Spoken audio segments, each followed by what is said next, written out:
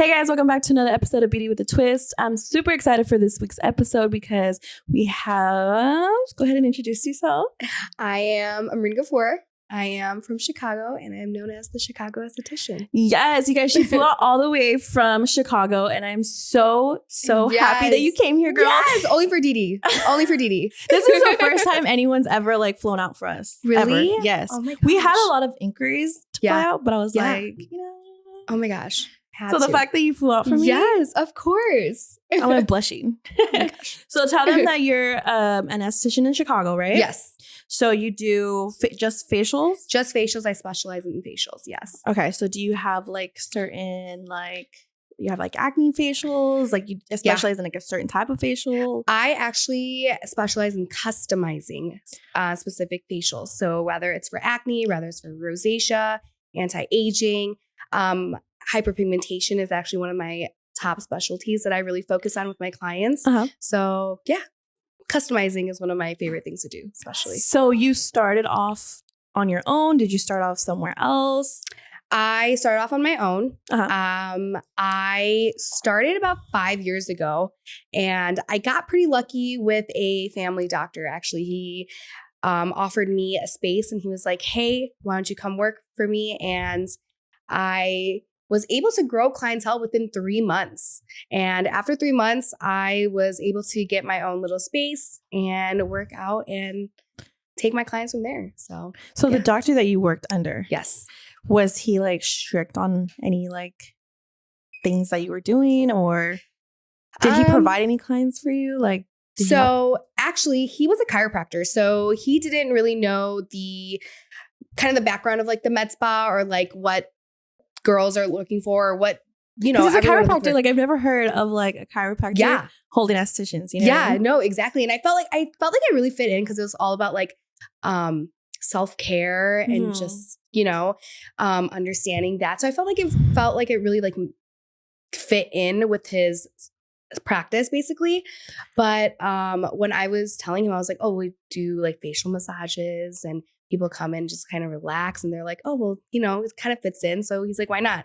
So when he offered, I basically helped set up exactly what I needed. So the equipment, the skincare line, what type of service menus and services we want to actually provide. So the service menu I created myself. So I actually had full range of how I wanted to set up his spa basically. So when I was able to set it up, I also did marketing for myself as well too. So that kind of actually set me up for when I wanted to go solo because I already had the experience to do it for him. So when it came to then do it for my business, I was like, well, this is easy. So kind of just started from square one again. Yeah. Oh, so were you nervous going by yourself from him to on your going solo? I was, because I was like, okay, this is more, I have someone to kind of lean with. But when it came to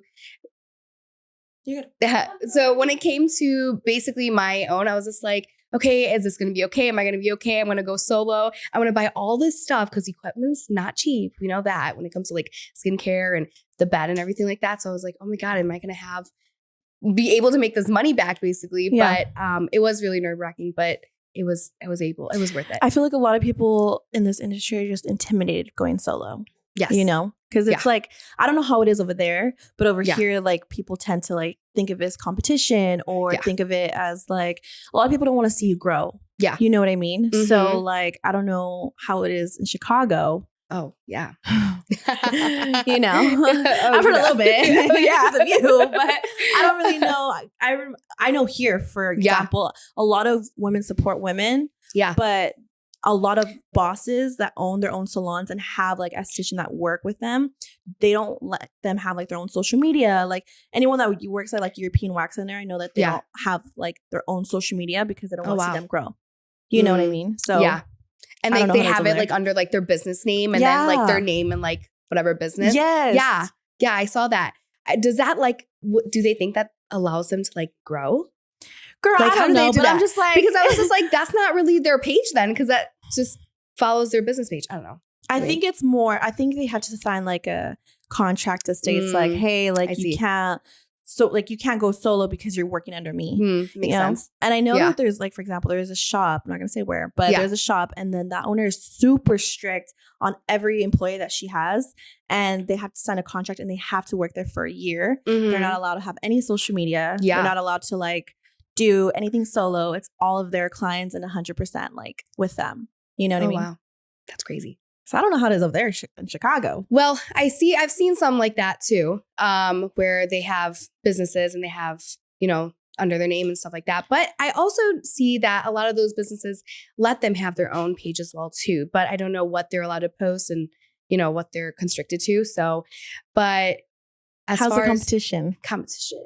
Let me tell you about competition. Let's hear the tea. Competition is growing, I will say. I feel like when I first started my business, I was very new to it. So when I was growing my business or when I was starting my business, I kind of got lucky in a sense because I was one of the, especially as a South Asian woman, I was one of the first to grow my business and start my business. So I feel like in that aspect, I was pretty lucky. But I feel like now that it's growing, there is a lot of competition now for sure. And I think there's one thing about that I noticed actually here, because I come to California very often. Yeah. And compared to Chicago, they're so much more friendly here. They're so much more accepting here. They want to talk about your business. They want to know what's going on in your life. They want to know what you offer. And, you know, they're ready to exchange social media. And I feel like that's very hard to do in Chicago. I feel like networking is like, it's there's no worth it. It's not even worth it. Yeah. Especially when I go to a lot of networking events, I feel like we're just kind of sitting around and we don't want to see success. We want to see, okay, what business is out there right now that I need to go and, you know, take clients from, or what are they doing that I need to add, rather than having to be like, hey, I saw that you're doing this. What can I do? You know, or hey, I think this is going to be great for you. So you should do this in your salon, you know? And I feel like we do that to each other, you know? I'm always like telling you like, hey, like, or you're telling me like, oh, use this with this, you know? Like you're really like helping me or not helping you, you know what I mean? No, for sure. And there's no gatekeeping that, you know, I do, you know? So when it comes to that, so I feel like it can't really be open like that in Chicago. So competition is very real in Chicago. And then you feel like that you don't have like a lot of support out there, right? No. Like you can't even collab with someone and like, no, I feel like collabs have honestly just been like out the window. There are a few, don't get me wrong. There are a few girls who still support me till this day. But I feel like they're not really open to it. And when it comes to collabs, I feel like it's something that they want continuous for like years, you know? And I feel like a collab is one of those things where I want to have a trust with you. And I feel like you can't just come in for like free services and, you know, it has to do us both the favor, you know? Yeah. So, and I feel like especially with collabs too, it's kind of like, what are you benefiting from me? What am I benefiting from you? Exactly. You know what I mean? So like, that's why I pick and choose like who I'm collabing with, especially for this podcast. Cause I'm like, I see a lot of people like wanting the clout, you know? And I'm like, I see it, you know? Yeah. No, for sure. It's a business at the end of the day. You got to do what you got to do for not only you, but also help that person at the same time. So. Yeah. So how did you market your business then? Social media was a huge part of it, of course. I think I got very comfortable with getting on camera. I think a little too comfortable now that when I'm with people in person, I have a hard time talking to them in person. That's how comfortable I am with the camera. So like when I'm talking to the camera, I do a better job. Girl, I know. Have you seen your Instagram videos? And I'm like, I always see you on your story and I'm like, okay, she's just so like, it's just so like easy for you, you know, for you to like just talk to the camera. It. And then when I'm at a party and was like stumbling, like words, I'm like, where's my vocabulary? Like I have no idea. But social media is a really big part. I love networking. I love meeting new people. I feel like wherever I am, I'm always talking about like just, you know, what I do. I'm so passionate about what I do and I love what I do. So I'm always just talking about it and telling people that, hey, you know, yes, I do facials, but self-care is a huge part of it. And take care of yourself. Remember that you're number one and that you need to also take care of yourself before you take care of others. So I'm always, you know, talking about that. And that's what I think people love coming to. So do you do Instagram? Yes. Do you do TikTok? Do you do like any type of other social media? You know, I started TikTok and I just can't keep up. Like girls on TikTok, you do really good on TikTok. Okay, girl. You know what? It's a long. The algorithm be I cannot. I tried. I'm like, this is a horrible edit. Like, absolutely delete trash. Like, I can't. But the girls who do TikTok, honestly, like, props to them because it's tough. But I truly kind of with TikTok, but honestly, it's truly just Instagram. That's what I do. And yeah, that's kind of about it. Do you have like any type of like Yelp out there or? I think Google's been helping a lot. So like Google Maps. Does that make sense? Yeah. Yeah. Like we have like the Google, like the lookup. Right? Yeah. I don't know. Review. Yeah. So like Google, I think would be probably like top two. But I honestly truly just Instagram. And then I think word of mouth has actually been big. I feel like social media is such a big part of our world now that I think people are also forgetting that word of mouth is a huge thing. Oh, absolutely. And I always ask, especially when I have new clients come in, I'm like, where did you, hear about me? Or what made you come? And they're like, oh, well, so-and-so told me about you. And that makes me so happy, because now you have good. others. You know that you're doing good. Yeah, because you're for like, sure. They're referring me to people, right? Exactly. Because, you can, yes, I would love if people like repost me on Instagram or like, liking my post, but just talking about it and hearing people say like, hey, I was at a birthday party and someone was saying that like their skin looks so good. And they're like, you have to go to Amreen. Like Amreen did this. And it's so nice, like that 2-second conversation that you had about me, like at a birthday party. Like, yes. I love that, so. And I feel like that's how I got my business too, is a lot of word of mouth. And people don't understand like the way you treat the client that came in can actually get you more clientele. Yes. And then like that person can bring whoever else to you. And that's just going to benefit you even more. Yeah. You know what I mean? Yeah. So that's why you got to treat all your clients, even if you're having a bad day. Yes. Because I be going through it, girl. Okay? Also, my clients make my day. I feel like my clients are truly like my best friends. So I treat my clients with the most respect that I have. So yeah, of course. 100%. Yeah. Even though like there's days where I just feel like maybe not motivated, or I feel like I'm just tired, or, there's just so much going on in my life. I still feel like I have to treat every client the same. And I feel like because at the end of the day, they're going to just they'll either refer me or they're going to have like, damn, like she was actually really good. Like I had a really good conversation with her. I trust her. Like we're the therapist for them. Yes. Yes.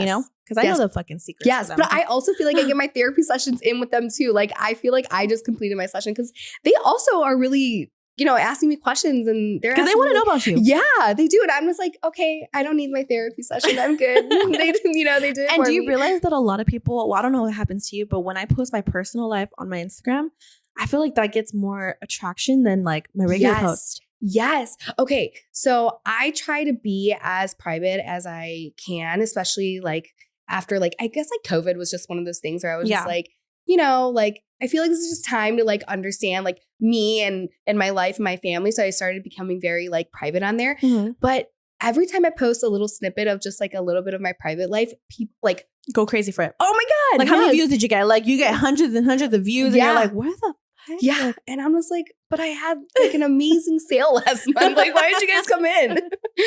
Yeah, I know. I feel like, I don't know. I get like thousands of views on my personal life when I talk about it. And then I do my work and it's like, okay, it's still there, but it could be better. Yes. But I feel like a lot of people, because when you post your personal life, they're connecting with you. Yeah. They can understand you. They could feel like, agreed. They could feel like maybe we do have a connection other than her being my esthetician. I agree. And I think for the longest time, I always was very big on, I don't want to post anything private. And of course you can pick and choose of what you want to post on there.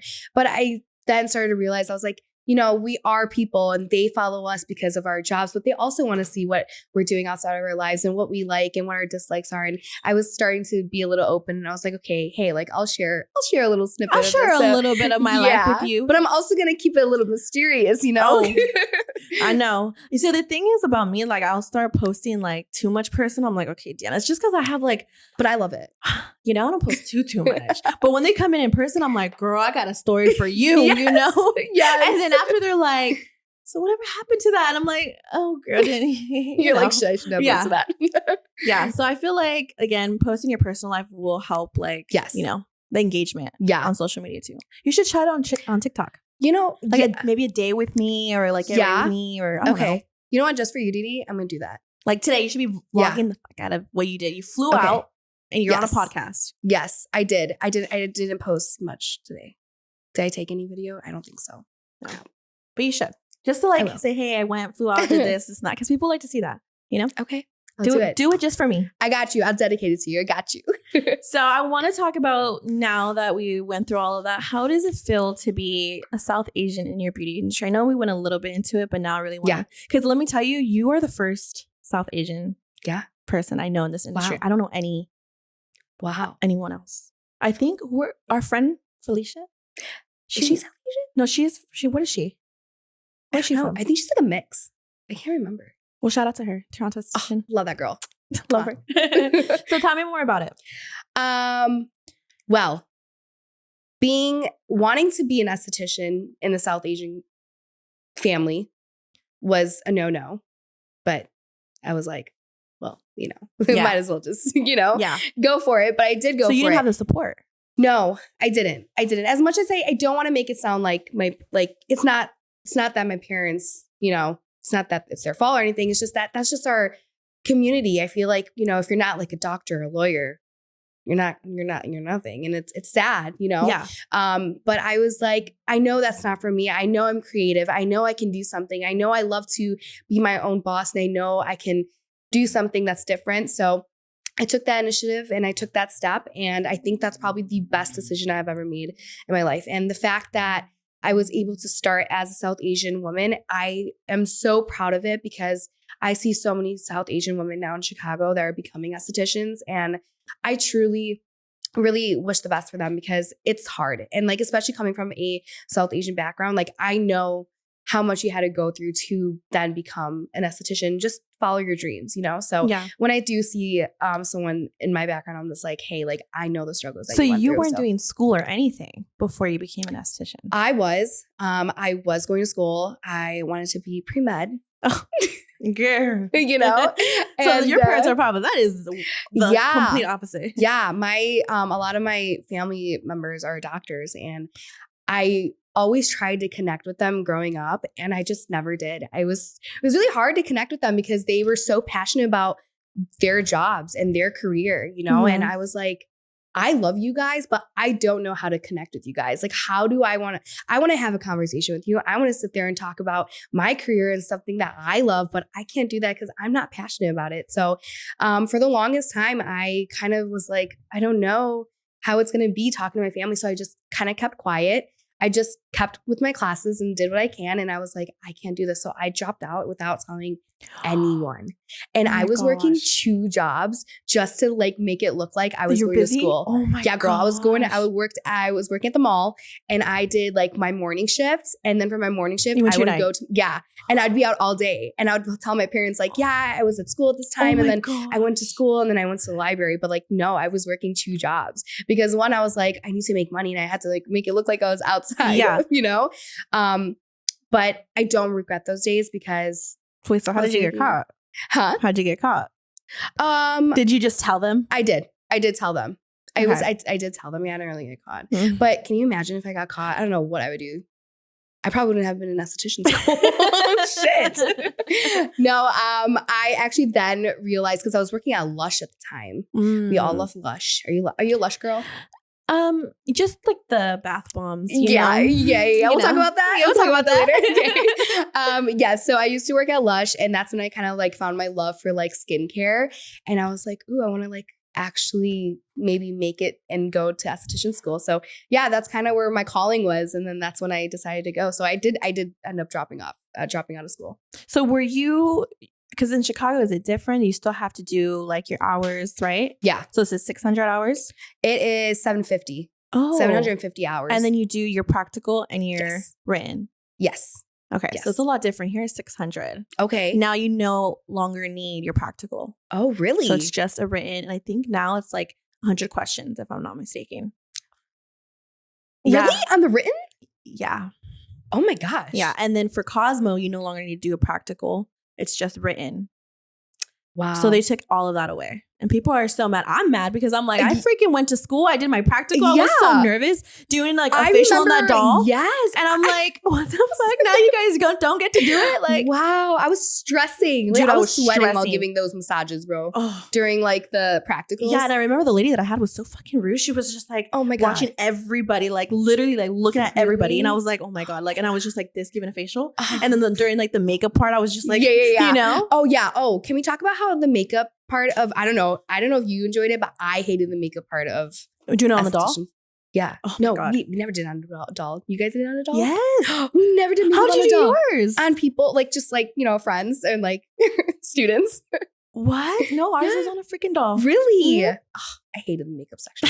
I can't even think about it. I feel like that side, it was just like, I don't know. It wasn't even all of that. Yeah, no, it really wasn't because it was like outdated. Yeah, but I feel like now you don't have to do none of that. And it's just, I think it's so crazy that you can literally get a license just by doing a test. That's crazy. Yeah. Well, good for the people that are out there. Because if you want to be an esthetician, become it now. Yeah. Did you pay a lot for school? I did, but I did pay out of pocket. I take that back. I did pay out of pocket, but I did get FAFSA. So I did get financial aid. So it wasn't as much. So I kind of got lucky in that part, but I did. Did you feel like you learned anything? No.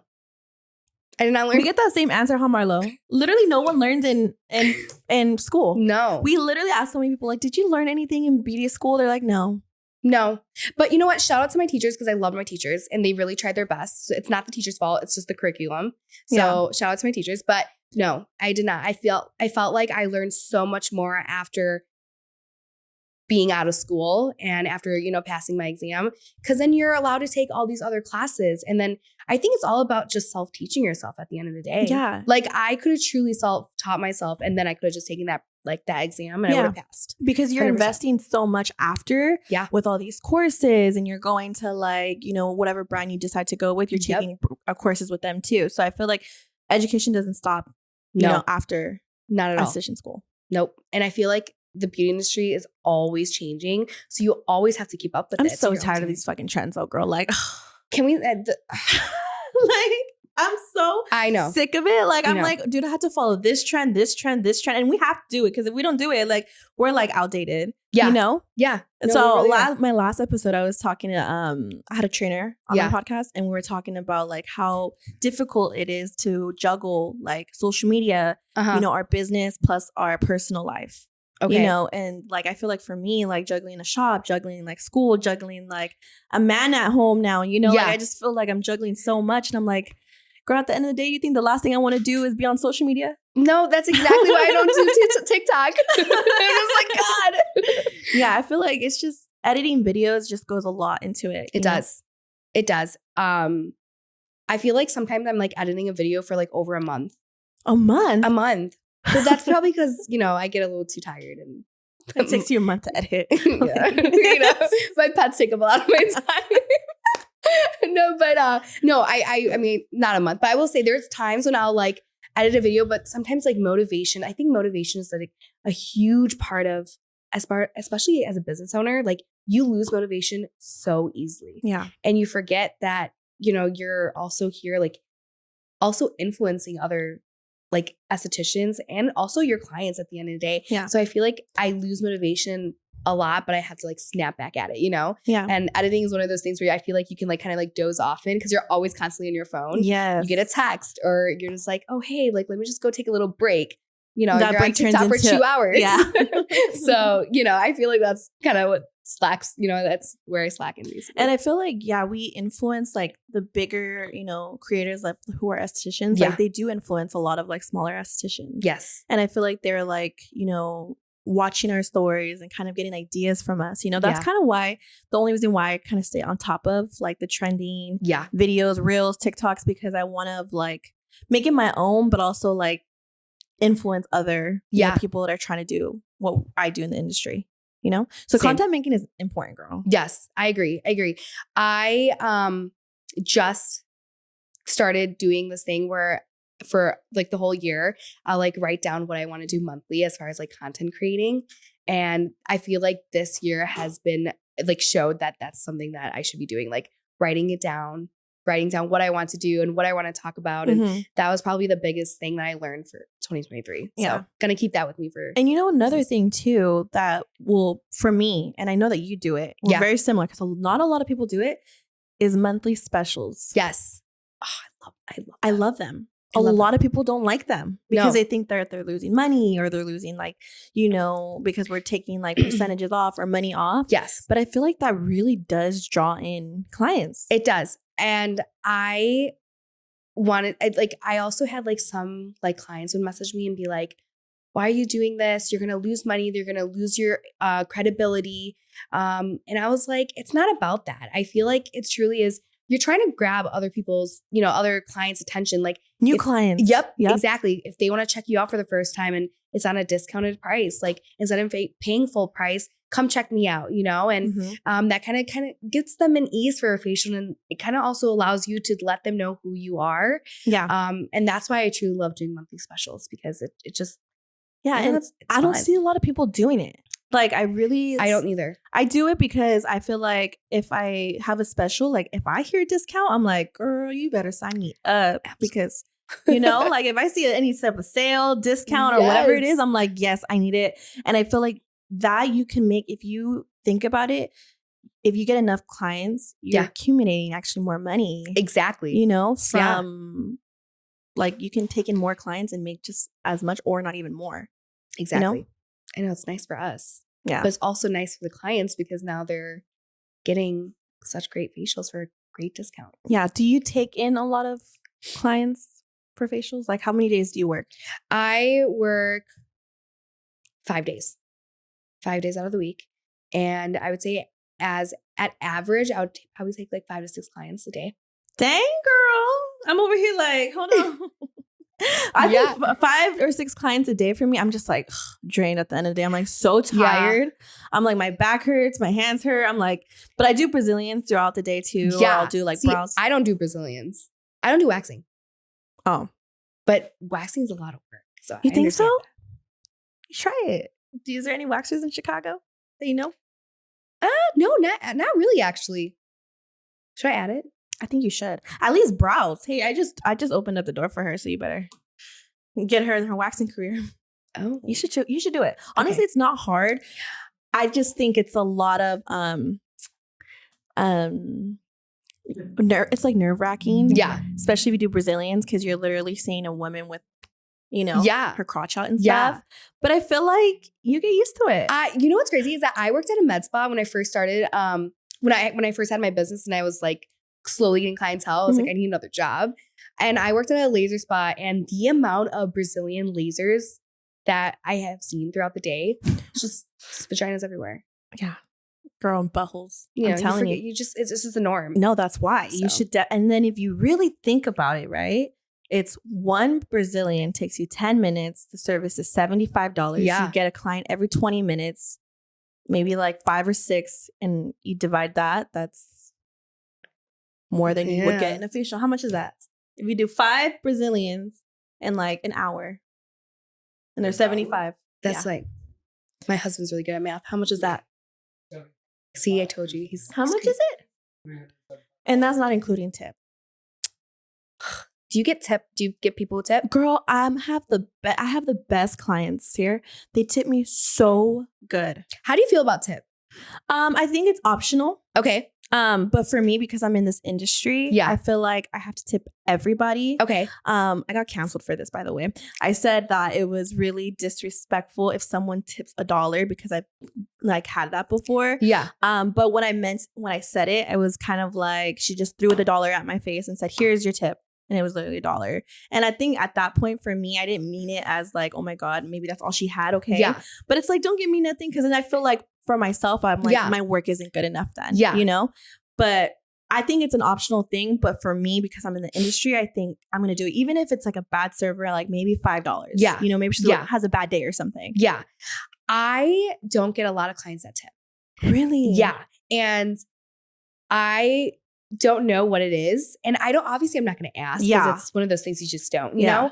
But I feel like in the industry that we are, since we are service providers, I feel like they should be tipping only because it's something that you're providing service to, but they also see it as like, hey, you're a small business owner, you're pocketing it all anyways. And I was like, do you understand that the products that I used on you today is all cost that I also had to put into the business? So I'm technically not pocketing more than you think. Yeah. So I don't know what it is that what clients think it is, but yeah, I don't know. So I just feel like one of those things where I was like, I don't know, should I be worried about tip or am I doing a bad job? But how much are your facials? I think it depends on that too, because you know, if your facial is like $250, okay, I could kind of understand. Yeah. But if your facials are at a reasonable price, then I don't know why they wouldn't tip. Yeah. I feel like my facials are pretty high up there.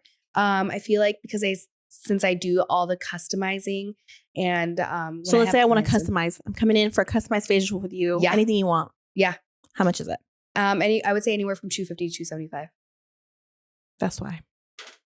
Yeah, here is like but you're getting my knowledge and my brain. Yeah. And how long is a facial? I'll say about an hour. Dang, girl, you're doing really good. Thanks. That's really good.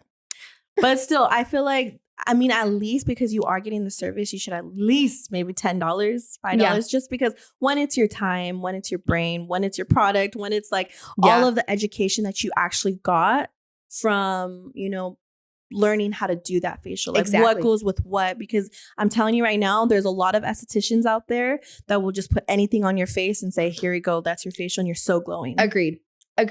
You know? Exactly. And that's why I priced my facials at a little bit higher, because I'm actually, you know, behind the scenes, I'm mixing products together and seeing, hey, does this mix well together? Yeah. Let me try it on my skin. Let me try it on my friend's skin. Let me try it on family members. Let me try it on my husband. Like, you know, I'm trying on different skins to see if it actually suits and see if it's suitable for them. I'm always doing those behind the scenes. So it's like, I'm also using a lot of products to do that as well too. Mm-hmm. So that's why I charge a little bit more, because now I'm taking the time out to do all these like mixology, and you know, I'm a little chemist in my own lab, which I love doing. Your little cocktails, you know, mixing everything, you know. So did you have a good support system from like when you first started your facials? Like, did you have like your friends, your family come? Like, did you charge them because you were already getting like products and stuff? I will say that in the beginning, when I first started, yes, I feel like I did have a really good amount of friends who did support, especially my guy friends. Surprisingly, guys, a lot of guy facials. That's good. Yeah, it's crazy because I would never have thought that my guy friends would actually be like the most supportive ones out of all of them, but they did support me a lot. So not too much on family, but I think friends for sure. But I will say, I think I found really good friends within my clients. So I feel like it really just transitioned. Yeah. And now I feel like my clients are like my best friends. Yeah. And you feel too like the people, did they pay you? Like your friends, did they ask you for any type of discount? Some did, but some were understanding. Like, you know, if I was like, oh, you know, like they were really understanding. So I never really had to like fight them or anything. Mm-hmm. But I feel like, and I talk about this a lot to actually my best friend is also my assistant as well too. So we like talk about it sometimes, and I tell her, and I was like, is it bad to like feel like my friends don't like really support me? And I feel like it's just like a little post or like a like or like a reshare, like a reshare. And I don't think I get that from anyone. So that's why I feel like my clients are always like posting me or hyping it up, you know, and of course, you know, they're receiving the service and they see it, you know, but I feel like with friends, I feel like I've kind of lost that connection with them, especially, you know, because they're seeing you grow though. You know? But it's like, do you not like my growth? Like, what is it? Girl, sometimes the people that are closest to you are the biggest haters in your life. Yeah. Sometimes I get into my deep thoughts. Yeah. I lost a lot of friends in this industry. I'm not going to say like I lost them and like, oh my gosh, I told them like, you know, like, thank you for not supporting me. Yeah. It wasn't like that. It was kind of like I distanced myself from them because I realized they weren't posting me. I realized they weren't resharing me. I realized that I never even seen them in my treatment room. Yeah. No, same. You know? Same. And I realized that those people were not my friends. You know, my real friends are the people that are sharing my stuff, reposting, even coming in to say, hey, Deanna, like this is so nice. Agreed. You know? Exactly. And like, just like, even if they don't want to come in for facials, because you coming in for facials is not me thinking that you're supporting me, but like, even just giving me a call and letting me know like, hey, like, how's business doing? Like, you're doing good. Like, just those little like messages. Yeah. Or even a message and saying like how much they've seen you grow from where you were and where you're at. Yeah. Yeah. That goes a long way, but a lot of people don't think that way. Yeah. So, so let's talk about do's and don'ts for esthetician, because I know a lot of people want to become, I feel like everybody is an esthetician, but I feel like everyone is not, how do I say it? Not to be like,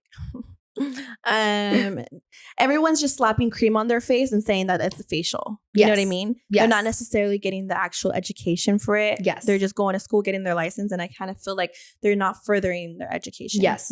Agreed. Especially like how we traveled to Vegas, girl. We went to that convention. It's the best time ever. The best time ever.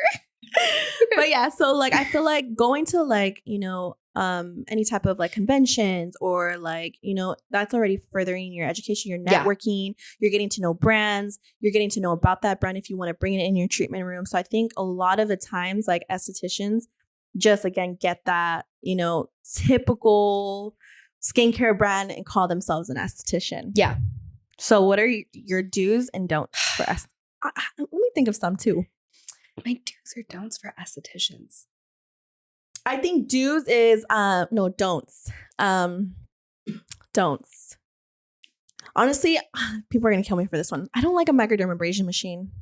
Shut up, because I love microdermabrasion machines. I don't. Really? A lot of people why? Because I actually want to follow up with this, and I want to tell you why I like microdermabrasion machines. So you tell me why. I don't like it because I think it's too harsh on the skin. Okay. And I've seen. Okay, let me just go back into my horror days in school. Okay, it was like a traumatic event. I was wanting to know how you work on each other. Yeah. And I got a microdermabrasion facial on myself. And I swear I walked out of there looking like a zebra, all scratched up. Okay. And I was like, okay, like maybe it's my skin being sensitive. My skin's never been sensitive. Yeah. But I have like the best skin to do any type of facial, like any type of peel on me. Cause I'm like, it's not sensitive at all. But after I got that done, I was like, okay. But I brought it into my treatment room because I was like, it's such a hype. Like everyone wants it.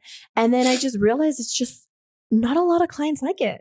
Really? It's like tugging on their skin. It's dry. It's like, I don't know. Mine's the opposite. My top seller is a microdermabrasion. See? You know what? You need to come to Chicago so I can do a microdermabrasion. Oh my God, I'm so scared. You need to know. You need to trust me. I got you. I swear. I don't blame you because you're so scared because that probably sounds You know what I'm talking about, right? Yeah, I do. Knock on wood. I don't know. Is this wood? Yeah.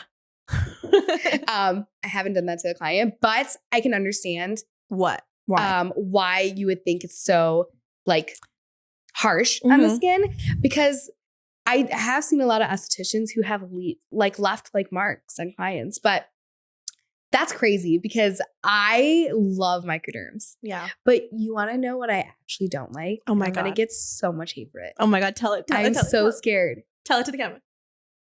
Hydrofacials. No. Yeah.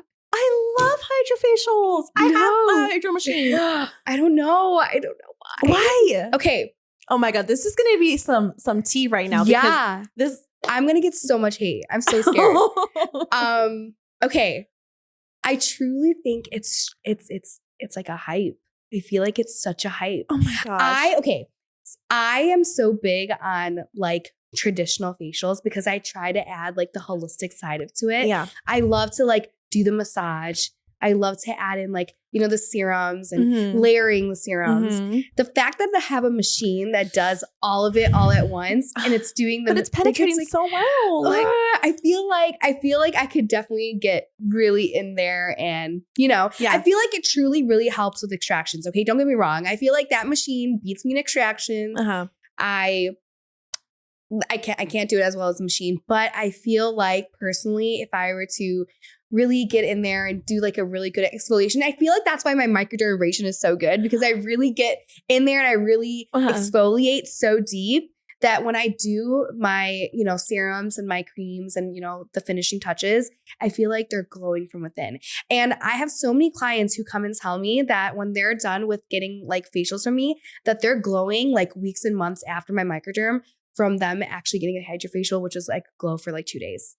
Wow. So the fact that, and that's like a huge compliment to me. So nothing to hydrofacial, but I'm just like, I don't know. But like it just makes me so happy that my clients are like, we like your stuff more than hydrofacials. I'm like, and hydrofacials are really expensive. It is. Mine are pretty expensive. So I marketed it high. But I can understand the hype. Yeah, I love my machine. I'm like, I know. We talked about this in Vegas. Yes. So. Yeah.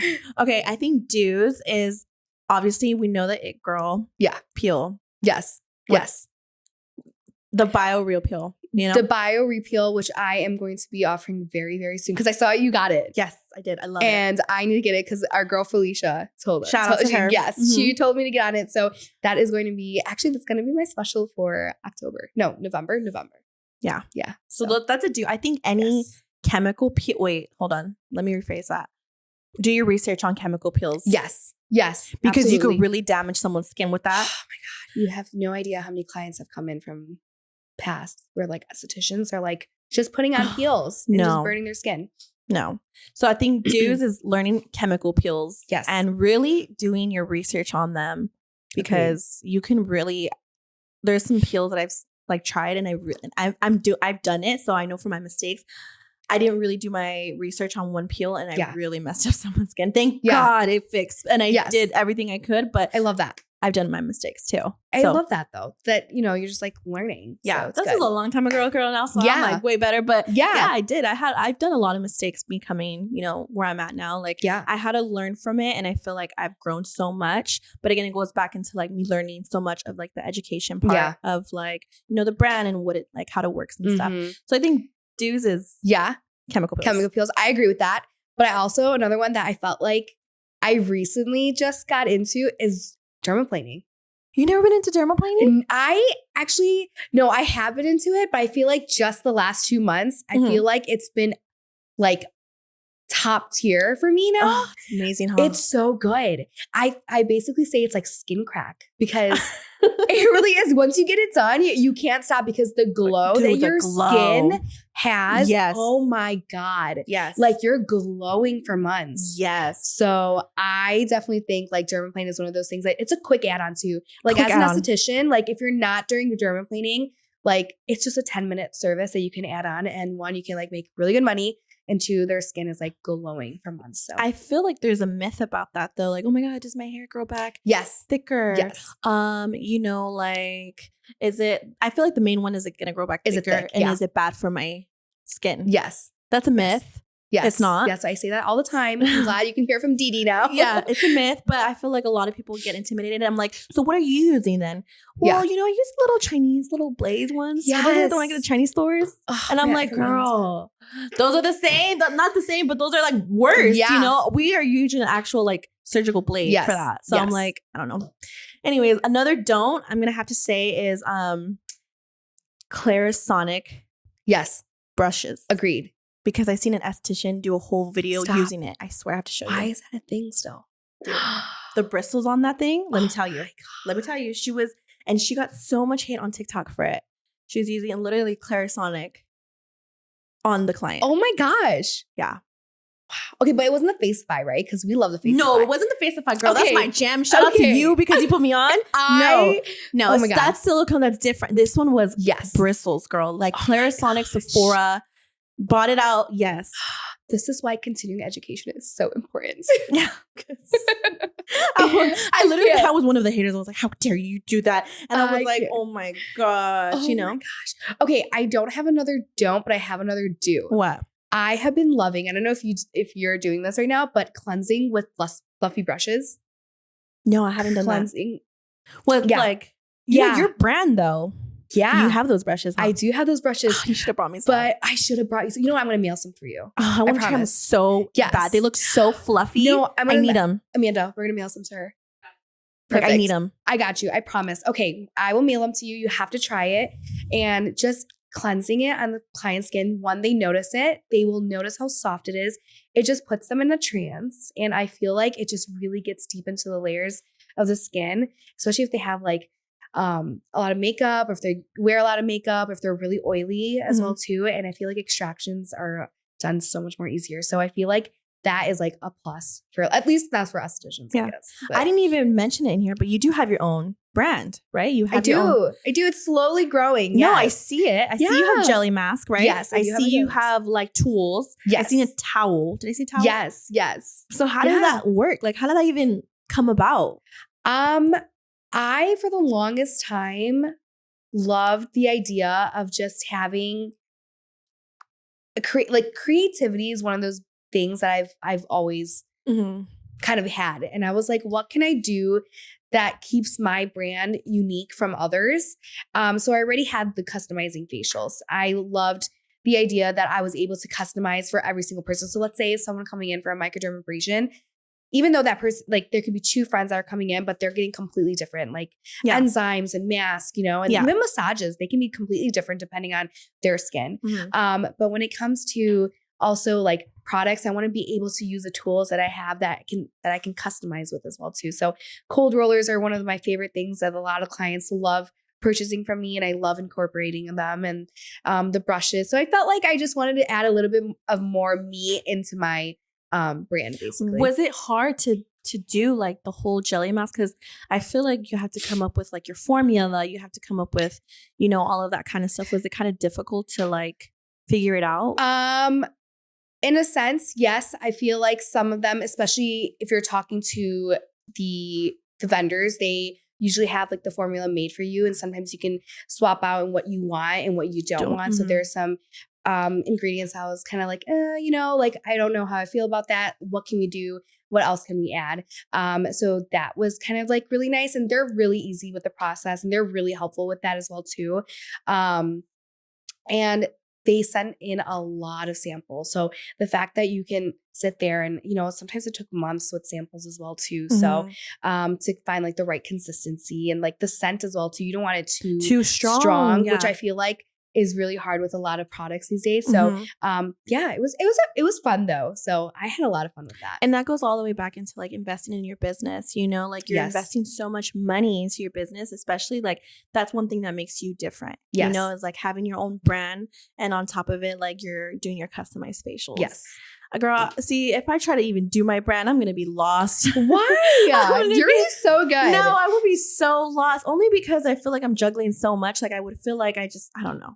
So give props to you. Together. Oh, thank you. Yeah. Hey, have me in a collab somewhere. Yes. Collab me in those brushes or something. I got you, girl. I got you. Okay, so I've never done this before. I've had estheticians on my podcast. Okay. But I want to, Marlo, do you think you can input what we're talking about? Like we're going to talk about products. We're going to talk about like good products and like what you shouldn't buy, what you should buy and what you shouldn't buy. Yeah. Okay. Let's talk about Target brands. Okay. What's the number one product that you just cannot stand in Target skincare brand? Pixie Beauty. Really? Yeah. I actually I like their makeup. You don't like their makeup? No. Oh, no, their skincare. At least their skincare. Okay. At least their skincare. Okay. Yeah. Yeah, no, their skincare is horrible. Yeah. I like their makeup. Yeah. Are we just like talking in general? Yeah. That we don't like? Yeah. Pixie, enter Pixie, okay? Yeah, I'm going to say St. Ives. Oh, yeah. Sorry. St. Ives. You know what? I actually just don't even look at them. That's probably why. Okay. Sephora ones. Don't even get me started, girl. Okay. Everyone's going to hate me for this one. What is it? I don't like Tatcha. I don't like Tatcha either. My husband loves Tatcha. I don't like Tatcha. I think it's a hype. I think if you have nice skin, okay. Yes. But I feel like it's such it's just, I don't know, it's like overhyped for the price. It is overhyped. And like I think it's just the packaging. I think what you're paying for at Sephora is packaging. Yeah. I think that's truly what it is. I think it really is a hype. I think you can get such great medical grade products for that price. Exactly. Even cheaper, to be honest. Because I think that freaking water cream is like $100. Yeah. And I'm like, I would never sell you a cream that's $100. No. That's just a water cream. No. Yeah. Or any like Hailey Bieber. You know how she came out with her skincare? Yes. Have you tried it ever? No, but I'm not going to. I've never tried it. I'm not going to either. Because I don't believe, and I don't know, I just don't know why. Like Kylie's Skin, are you kidding me? You came out with that fucking walnut scrub? Yeah, like St. Ives, basically. Dude, why? I don't know. No, don't get Kylie's skin. Don't get fucking any type of like famous person skin. No. Care. I was really upset when Alicia Keys came out with her. She did. Right? Was it Alicia Keys? I don't even know, girl. I don't keep up with that shit no more. Oh, was it Beyonce? No. Which one was it where there was like, it's just olive oil? What? Yeah. What was it? Oh, no. I can't remember who it was. But yeah, it literally was like, we use olive oil and this is infused with olive oil. And I was like, so you're paying that much for a celebrity skin for olive oil? Doesn't make sense to me. No. Another one, I'm going to get canceled for this. I don't like Ulla Hendrickson. Okay, I love their lip balm though. Have you tried their lip balm? No. Oh, I used to be a fan of their banana eye cream. Then I got a reaction out of it. So I was like, no, okay. I haven't tried too much of their stuff except their lip balm and I really liked it. Yeah, that's like an absolute no for me. Okay. You know what though? You know what I really like? Oh my God, it's from Sephora. It's from Sephora. But don't cancel me. Sunday Riley. Okay, yeah. I love their Sunday UFO Riley. serum. Their UFO serum is really good. Beautiful. Yes. They're cold. Oh, I forgot the moisturizer. It's like this cold moisturizer. It's so good. And their lactic acid serum, I swear by it. Yeah, Sunday Riley's a really good one. Yeah. I also like the is it Peter Thomas Roth? Is it? Yeah. Oh my God, it's like a tiger cream. I like that one too. Or Dr. Dennis Gross has Dr. Dennis Gross. Dr. Jart. And then Dr. Jart. Dennis Gross has like those pads, like the yes. And then another big one, and I know a lot of freaking estheticians follow this one, is Paula's Choice. Yes. Yeah, that one's good too. I like Paula's Choice. I don't like Fresh. I don't like Fresh. Dude, that rose toner gotta fucking go. Seriously. Gotta go. I don't even know why why is there rose petals in it? You know what? I hear a lot of people say, Glow Recipe. Oh my gosh, Glow Recipe. I know it's so cute. I know they smell so good, but stop using that. Stop putting it on your skin, I promise. How about The Ordinary? Okay, how do you feel about it? There's some products that I like and there's some products that I don't like. How about that red peel that everyone, what is it called? The AHA Beach. Yes, AHA peel. yes. I actually like it. Oh my God. I actually like it and I tell my clients, some of my clients, because it's 30%, which is really high. So I do like it. But I think there are other things out in the market that are pretty good. So I feel like if you're like a beginner, I feel like it's okay. Yeah. But do you not like it? No. Okay. What do you think about like estheticians using like brands from Sephora in their treatment room? I truly think that we are more knowledgeable and I feel like we can expand by using much more better products. Yeah. So I definitely think you should not be doing that. You know, you went to school for it. You know what you learned. Yeah. We talk about high quality ingredients and there's so much more that you could do. So for sure, don't use them. Yeah. I feel like this story really quick. I see this girl on my Instagram page and she did a full facial of Kylie skin. I think we saw the same. Do you know what I'm talking about? Yeah, I know what you're talking about. And I was typing on the fucking comments. Yeah. And I was so mad. Yeah. And I was like, there's no way she's doing this right now. Wait, I need to stop you. Did you see that Kim Kardashian just came out with her pumpkin enzyme? Dude, oh my gosh.